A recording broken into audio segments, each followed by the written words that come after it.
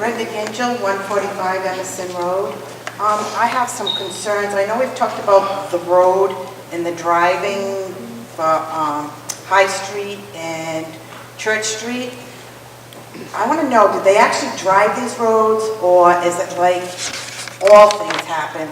They do it on their sources, what they read, what they get in writing for them, or is it actually being driven on these roads?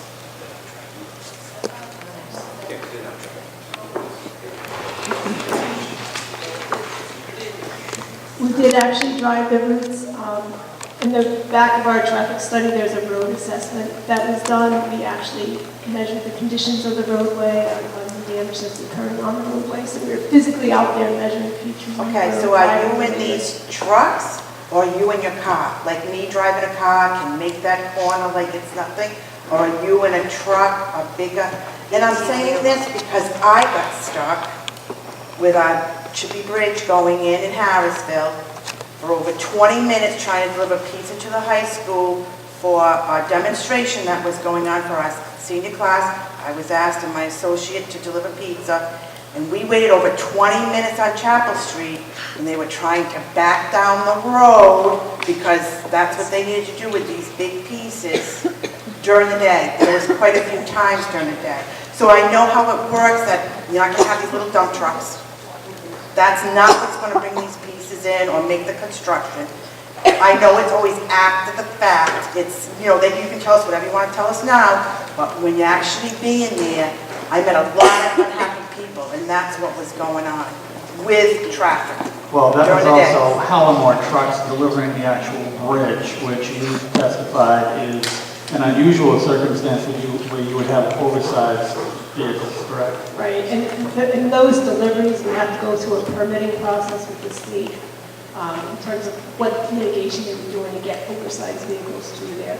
So that is a whole other process for the oversized. But that would be after the fact, not something you'd be having to get permitted already, right after the fact? As the equipment comes in, they would have to get the permit, is my guess. That would be during construction when they're getting ready to bring in equipment. Okay. I want to go back to the noise. I hear Thompson from my house on Sundays, and when they have them one night a week. It doesn't bother, we're used to it after all these years. But I can't understand, when we had a gentleman here, I was at a meeting that did what that sound was going to be, was unbearable. And I can't see, I don't know, you can't let your dog bark. They're going to call the police. You can't have live music going in the yard after 10 o'clock. How can you get a variance for such an obscene noise when we can't even do that in this town, and it's always been? That just blows my mind that you can do that. My other concern is, I keep hearing about Pascoag Fire District, if there's emergencies, disasters. Well, I'm on the Harrisville side, and it's personal to me, and we have, when there's ever been the nightclub fire, Harrisville and Pascoag, we all got calls from down here to go that night with rescues.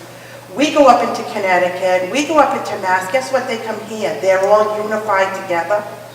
Okay, there's mutual aid. And then somebody showed me a video, I am not on Facebook, and showed me a video of one of the trucks falling over with their chemicals, and a police officer getting out of his car and not knowing, and we watched him die. While he went out to help the people that was in the car and this truck that had the accident on a small road. I was concerned. I have family members in the department, and all they talked about is, well, we'll trade Pascoag. What kind of, I know Harrisville goes to TransCanada, Ocean State Power, they've had good, and it's not as dangerous as that. Concerns me, and nobody seems to care about it. We're the people that make up this town. They're volunteers. We have some full-timers, most are volunteers. I'd like to see more concern on that.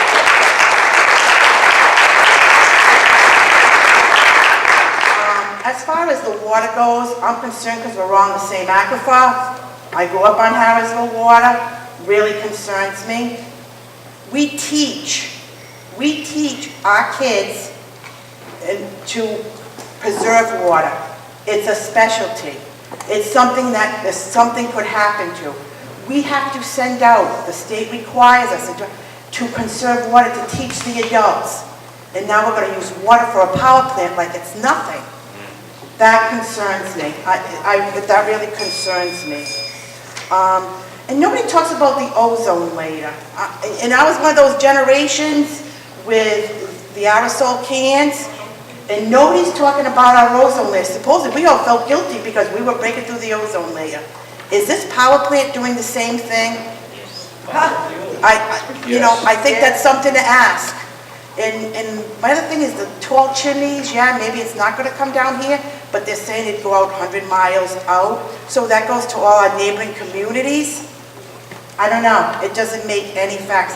I've been preaching of, let them go to a Foxwoods, way out there, all by themselves, and let them spend the money out there. Thank you. Thank you.